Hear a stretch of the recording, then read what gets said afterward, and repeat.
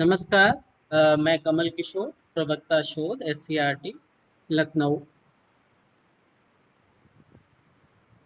आज हम लोग DLED चतुर्थ सेमेस्टर का अ, विज्ञान विषय का जो एक पाठ है, रक्त की संरचना, रक्त वर्ग, रक्त बैंक इत्यादि अ, और भी टॉपिक हैं वो हम आगे कवर करेंगे।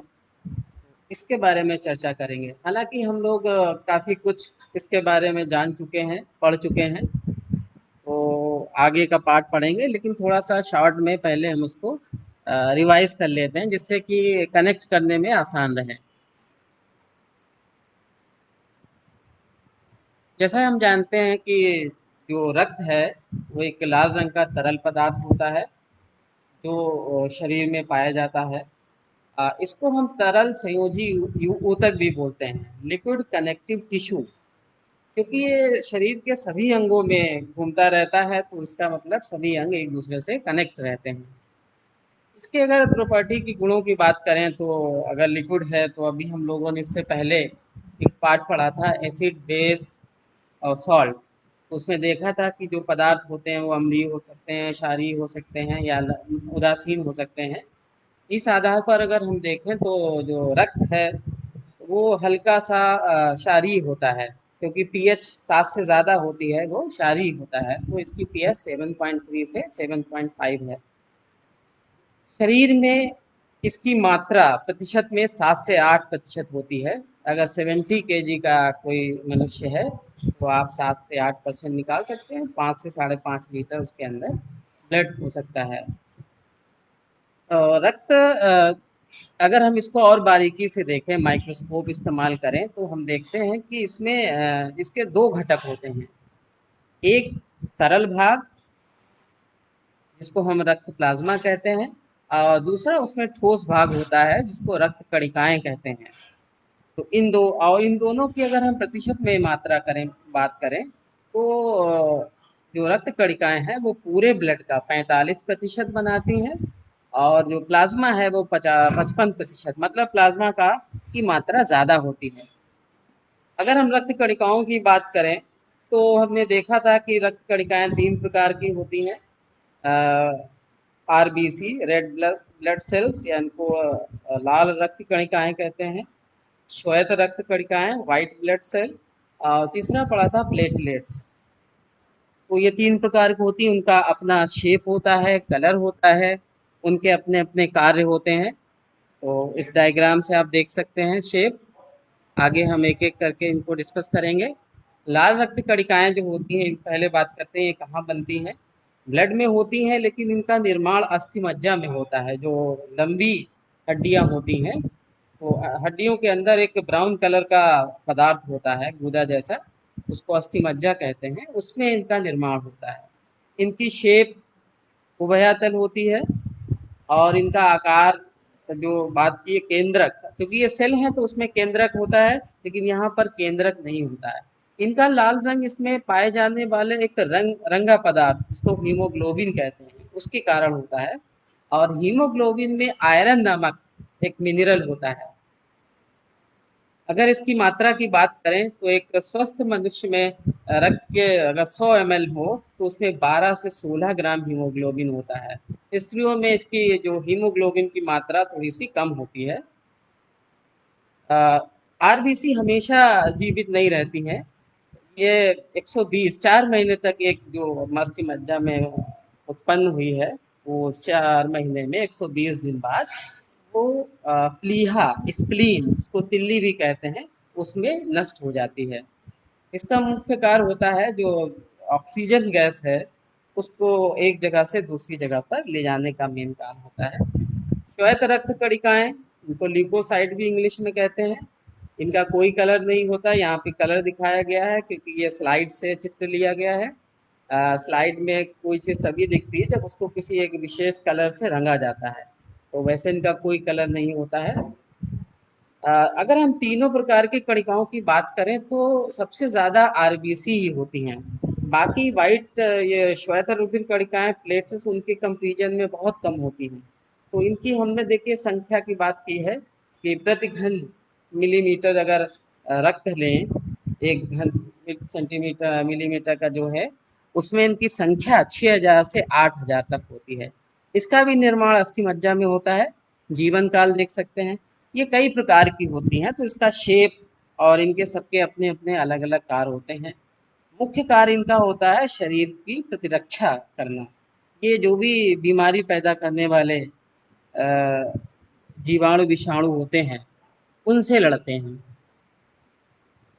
तो सर अगली है पटिकाणु या प्लेटलेट्स। इनका नाम जब डेंगू का बुखार चल रहा था तो इसका नाम बहुत सुनने में आता था। तो ये ब्लड में ही पाई जाती हैं। इनकी संख्या स्वस्थ मनुष्य मनुष्य में 1.5 लाख से 3.5 लाख प्रति मिलीमीटर में होती है। इनका मुख्य कारक काम होता है कि रक्त का थक्का जमाने में इनकी सहायता। और भी चीजें हैं जो बड़ा रक्त का थक्का जमाने में सहयोग करती हैं, लेकिन इसका भी काम है। इसलिए उस समय देखा होगा कि जब डेंगू बुखार जिसको ज़्यादा दिन हो जाता था, तो उसके नाक से या बॉडी के और पार्ट्स में खून निकलने लगता, क्योंकि इनकी संख्या कम होती थी तो ब्लड जमने में पतला हो जाता था ब्लड। हमने कणिकाओं की बात की थी, अब हम बात कर देते हैं रक्त प्लाज्मा।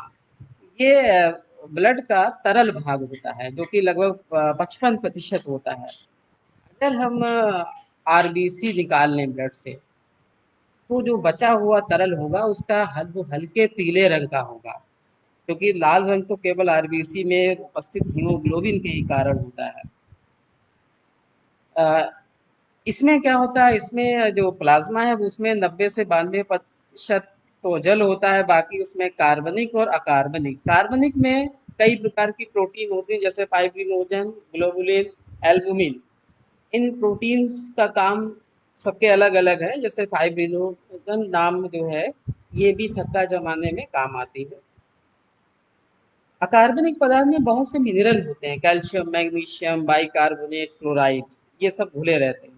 इसमें जो बाइकार्बोनेट है, इसका काम होता है कि जो रक्त में CO2 है, उसके परिवहन में काम होता है। ये ब्रेक होता रहता है CO2 और फिर बन जाता है इसी में। तो आप देख सकते हैं फाइब्रिनो में काम। फिर है सीरम।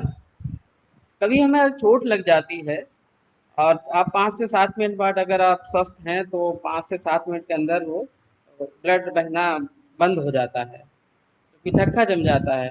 अगर आप थोड़ी देर बाद देखें, तो उस जहाँ घाव हुआ था वहां से एक हल्का पीला, बहुत हल्का पीला पदार्थ लिक्विड बहता हुआ दिखाई देता है। वो सीरम होता है। अब क्या होता है कि जो प्लाज्मा में जो अभी पढ़ा है फाइब्रिनोजन और जो और भी प्रोटीन जो थक्का जमाने काम आती है, वो सब इस्तेमाल हो गई। अब बाकी जो बचा हुआ है उसी को सीरम कहा जाता है। हमने रक्त की संरचना पढ़ ली। अब हम देखते हैं रक्त समूह, ब्लड ग्रुप। वैसे तो बहुत से तरीके से देखने में हमको लगता है कि जो सभी मनुष्यों का रक्त एक समान है, लेकिन ऐसा होता नहीं है। तो कई वैज्ञानिकों ने विभिन्न लोगों के रक्त को बहुत तरीके से वर्गीकृत किया है। बहुत सारे हैं, लेकिन दो वर्गीकरण जो हैं वही ज़्यादा तक इम्पोर्टेंट हैं। उसमें एक है एबीओ समूह और दूसरा है आरएच समूह। इन्हीं दो वर्गीकरण की जरूरत पड़ती है, बाकी की बहुत विशेष परिस्थितियों में ही जरूरत पड़ती है। नहीं तो हमारा काम सब इसी से हो जाता है। तो एबीओ समूह में क्या होता है कि किस आधार पर इसमें रक्त को विभाजित किया गया है, वर्गीकृत किया गया है। इसमें ये कहा गया है, इसको जो वैज्ञानिक थे कार्ल लैंड स्टीनर, इन्होंने कहा कि जो आरबीसी होती है ब्लड में, उस आरबीसी पर दो प्रकार की प्रोटीन पाई जाती है उसकी सतह पर। और उस प्रोटीन को इन्होंने नाम दिया एंटीजन या प्रतिजन हिंदी में। प्रतिजन वैसे होता क्या है, ये हमारे शरीर में रक्त में कोई भी ऐसी चीज जो हमें नुकसान पहुंचा सकती है, माइक्रो ऑर्गेनिज्म जैसे बैक्टीरिया, वायरस, फंजाई, ये पहुंच जाएं या कोई हानिकारक चीज, तो ये उसके विरुद्ध एंटीबॉडी पैदा करते हैं, मतलब उसके विरोधी पैदा कर देते हैं। ये हमारी बॉडी सतर्क हो जाती है जैसे कोई हमें हानि पहचाने पहुंचाने वाली चीज होती है। तो इन्होंने कहा दो प्रकार की होती है एंटीजन। किसी के ब्लड में एक टाइप की है, किसी में दूसरे टाइप की। तो उनको ए और बी नाम है। और जिस व्यक्ति के रक्त में ए प्रकार का एंटीजन है, उसको ब्लड ग्रुप ए का व्यक्ति कहा जाता है। और जिसमें बी प्रकार का है, उसको बी ग्रुप कह दिया जाता है। और कुछ व्यक्ति ऐसे हैं जिसमें ए और बी दोनों प्रकार के होते हैं उसके आरबीसी पर प्रतिजन, तो उसको ए बी ग्रुप का व्यक्ति कह दिया गया। और कुछ व्यक्ति ऐसे भी हैं जिसमें ए बी दोनों टाइप के प्रतिजन हैं ही नहीं, तो उसको ओ ग्रुप कह दिया गया। तो इस प्रकार से इस वर्गीकरण में रक्त को 4 ग्रुप में बांटा गया है। इसी के साथ जो वैज्ञानिक ने एबीओ समूह का बताया, उन्होंने ये भी कहा कि जो व्यक्ति होते हैं ए बी और ओ समूह वाले, इनके आरबीसी पर तो एंटीजन ए बी या कोई नहीं ऐसा होगा, और इनके जो रक्त प्लाज्मा है उसमें एक एंटीबॉडी, जिसको शरीर प्रतिरोधी एंटीबॉडी, वही जो हमारे शरीर में मान लिया बैक्टीरिया चला गया तो उसके विरुद्ध लड़ाई करने के लिए, विरोध करने के लिए पैदा करती हैं चीज़ों को, उनको कहा जाता है प्रतिरक्षी या एंटीबॉडी, शरीर प्रतिरोधी, ये होते हैं। तो अब आप इस डायग्राम से समझ सकते हैं थोड़ा सा। अगर मान लिया किसी व्यक्ति का ब्लड ग्रुप ए है, तो उसकी लाल रक्त कणिकाओं पर एंटीजन ए होगा, क्योंकि हमने एंटीजन के आधार पर ही उस व्यक्ति को ए ग्रुप का कहा। अब होगा क्या, इसकी इसी व्यक्ति ए वाले व्यक्ति के ब्लड के प्लाज्मा में एंटीबॉडी बी होगा। मतलब अगर इसके ब्लड में ए वाले में अगर हम मिला देंगे बी वाला, बी के ब्लड का मिला देंगे, तो क्योंकि उसके शरीर में बी प्लाज्मा में है, ये उसके विरोध काम करेगा, तो ए वाले को बी का खून नहीं दे सकते, तो ए वाले के प्लाज्मा में बी एंटीबॉडी होगा, बी के विरोधी। ऐसे बी वाले में एंटीजन तो ए होगा और उसके प्लाज्मा में ए एंटीबॉडी होगा, ए बी में कोई भी नहीं होगा, और ओ में एंटीजन नहीं है लेकिन एंटीबॉडी दोनों है। मतलब इसको ए या बी किसी का, A B A B A B किसी का ब्लड देंगे, क्योंकि एंटीबॉडी दोनों है, ये उसको नुकसान पहुंचाएंगे। और फिर हम देख रहे हैं कि रक्त आधान, ब्लड एक दूसरे का किसको दिया जा सकता है किसका नहीं, इसके संबंधित एक टेबल बनी हुई है। अ, अब देखिए, रक्त समूह दिया है इधर, रक्तदाता के देखा क्या जाता है अक्सर हम, जो दाता होता है रक्त का, डोनर, उसके एंटीजन देखते हैं, और जो ग्राही होता है उसके एंटीबॉडी देखे जाते हैं। ए ब्लड ग्रुप का व्यक्ति है तो उसके आरबीसी पर ए एंटीबॉडी एंटीजन होगा। अब हम जाते हैं कि क्या ए ब्लड ग्रुप वाले को दे सकता है, तो यहाँ से आप देखिए टेबल में एंटीजन ए है, लेकिन ए में एंटीबॉडी बी है, तो एंटीजन ए और एंटीबॉडी भी पास पास आएंगे, तो क्योंकि जो बी है वो बी का विरोधी है, कैपिटल ए का तो विरोधी है नहीं, तो इसका मतलब ए का जो ब्लड है वो ए को दिया जा सकता है। तब ब्लड नहीं दिया जा सकता जब कैपिटल ए और कैपिटल स्मॉल बी ए साथ साथ नहीं होने चाहिए। यहाँ पर कैपिटल ए होगा और स्मॉल बी होगा, एक दूसरे के विरोधी नहीं है, ये बी का विरोधी है एंटीबॉडी, तो दिया जा सकता है। बी के केस में देख लीजिए, ए का ब्लड बी को दिया जा सकता है नहीं, क्योंकि ए कैपिटल भी एंटीजन ए है और एंटीबॉडी भी ए है, एक जैसे हो जाएंगे, विरोधी हो गए, ए का एंटीबॉडी उसका विरोधी है, तो यहाँ नहीं दे सकते, कागुलेशन होगा, ब्लड क्लॉटिंग हो जाएगी। ए बी को भी दे सकते हैं, हाँ दे सकते हैं, क्योंकि इसमें मान लिया एंटीबॉडी है लेकिन इसमें एंटीजन कोई एंटीबॉडी होता ही नहीं। ओ के केस में नहीं दे सकते, क्योंकि आप इसको देंगे तो इसमें पहले से ए एंटीजन हुआ, यहाँ से एंटीबॉडी ए मिल जाएंगे, तो ब्लड क्लॉटिंग शुरू हो जाएगी। ऐसे ही आप बी के केस में दे सकते हैं, ए बी के केस में आप देख सकते हैं सेम, कैपिटल ए और स्मॉल ए नहीं होना चाहिए, तो इसलिए क्योंकि एंटीबॉडी को हमने स्मॉल लेटर से डिनोट किया है और एंटीजन को कैपिटल, तो विरोधी होने के कारण। तो इस तरीके से आप समझ सकते हैं कि किसका ब्लड किसको दिया जा सकता है और क्यों। दूसरा समूह होता है, ब्लड ग्रुप का वर्गीकरण किया गया आर एच समूह के आधार पर।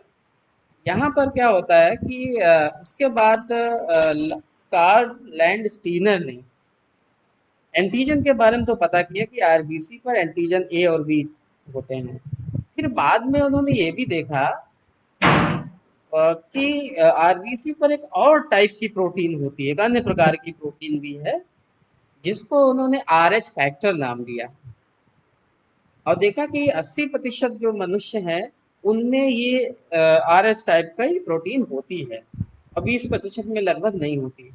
तो क्या कहा कि जिन व्यक्तियों की आरबीसी पर ये आर एच फैक्टर पाया गया उनको कह दिया आर एच पॉजिटिव, और जिस पर ये नहीं पाया गया उसको आर एच निगेटिव। तो आर एच पॉजिटिव निगेटिव की जो वर्गीकरण है वो इस आधार पर है कि क्या किसी व्यक्ति के आरबीसी में आर एच फैक्टर उपस्थित है या नहीं।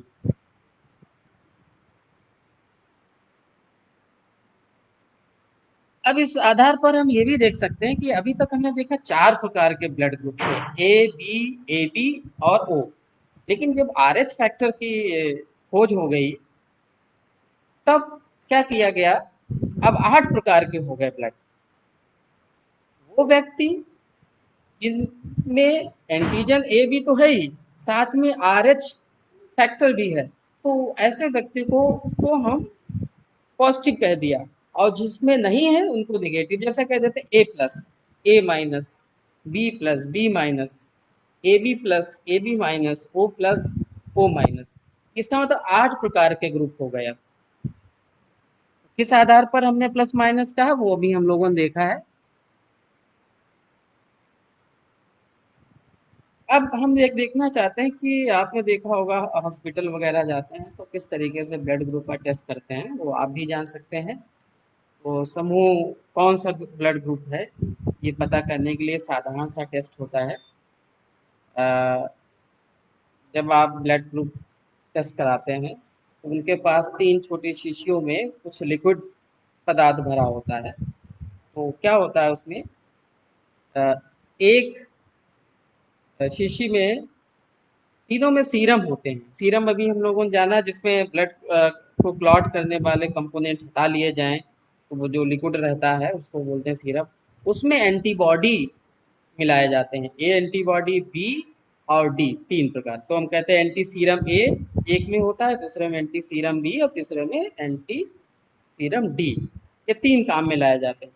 ए बी का तो काम blood group A B C, A B, A B, A B या ओ पता करते हैं, और डी वाले से पता कर सकते हैं कि पॉजिटिव है कि नेगेटिव। तो आप देखिए इसमें हमने टेबल इसमें लिखा हुआ है, यदि किसी भी सीरम में रक्त नहीं जमता, मान लिया आपके ब्लड में आपने कुछ ब्लड लिया गया उसमें उन्होंने ए एंटी सीरम की एक ड्रॉप मिलाई और उसको वो मिक्स किया, तो ब्लड क्लॉटिंग अगर नहीं हो रही है, उन्होंने ए भी मिलाया फिर बी भी मिलाया और तो भी देखा कोई क्लॉटिंग नहीं हुई, इसका मतलब ओ ब्लड। इसके इस संबंध में अगर हम वीडियो देखें तो ज़्यादा प्रभावी रहेगा।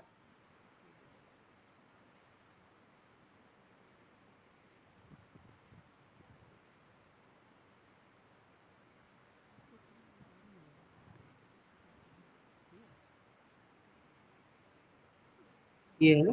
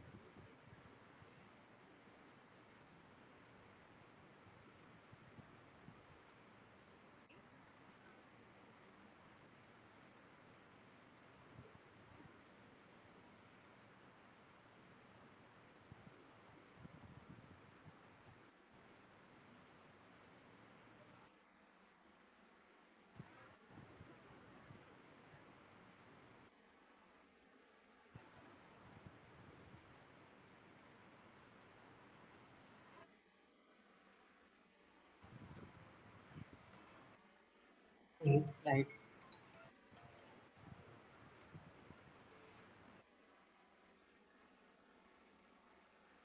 स्लाइड।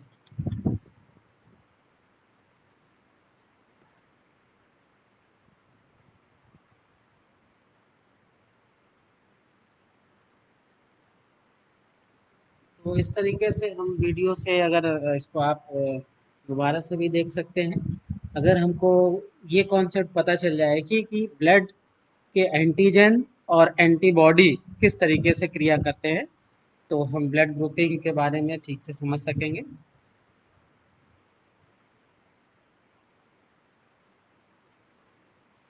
ये हम लोगों ने देखा कि RH फैक्टर को भी अगर हम इन्वॉल्व करते हैं तो ब्लड जो है वो 8 प्रकार का होता है। वैसे तो हम कहते हैं ओ जो है वो सर्वदाता है, लेकिन अगर हम सही मायने में RH को भी कंसीडर करें तो हम कह सकते हैं कि ओ माइनस जो है वो सर्वदाता होगा, यूनिवर्सल डोनर। इसी प्रकार से हम कहते हैं कि AB जो है वो यूनिवर्सल एक्सेप्टर है, जबकि अगर हम RH के बारे में देखते हैं तो AB प्लस जो है वो सर्वग्राही या एक्सेप्टर होगा। अभी हम लोग जो वीडियो देख रहे थे उसमें हमने देखा था कि ब्लड क्लॉटिंग करा के देखते हैं वो एंटीसेरा A, B और T से। टी से तो पता चलता है कि RH फैक्टर है कि नहीं, लेकिन सभी के केस में हमने देखा था कि उसमें अगर ब्लड क्लॉटिंग होती थी उस आधार पे हम बताते थे। तो सबसे पहले नए वीडियो को देखने के लिए आप हमारे चैनल को सब्सक्राइब करें और बेल आइकन को प्रेस करें, जिससे कि जब भी मैं नया वीडियो अपलोड करूं तो आपको उसका नोटिफिकेशन मिल जाए।